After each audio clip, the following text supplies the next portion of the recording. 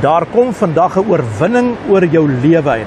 Die Here sê vandag, die Here verklaar krag om nee te sê vir elke uitdaging, elke versoeking, elke ding wat jy probeer onderkry. Jy kry krag vandag om nee te sê en ja te sê vir die Here.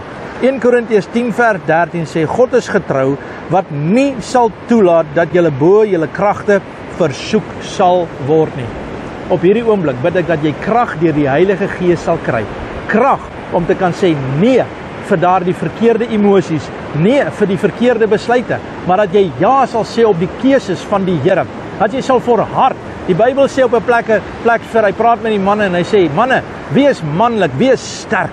Ek wil vandag vir jou dit sê. Ek wil dit so sê. Wees sterk.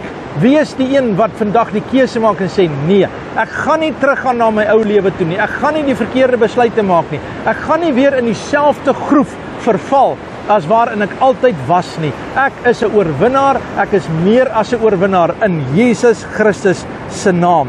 Wat jy vandag sal weet, dat 'n versoeking is nooit sterker as God se krag nie. En elke uitkoms is reeds voorberei vir jou vandag. Slaan jou oë op. Kyk, die uitkoms is daar, die oorwinning is daar, die deurbraak is daar vandag.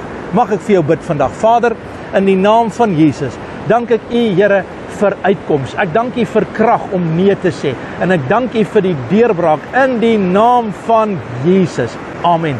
And God bless.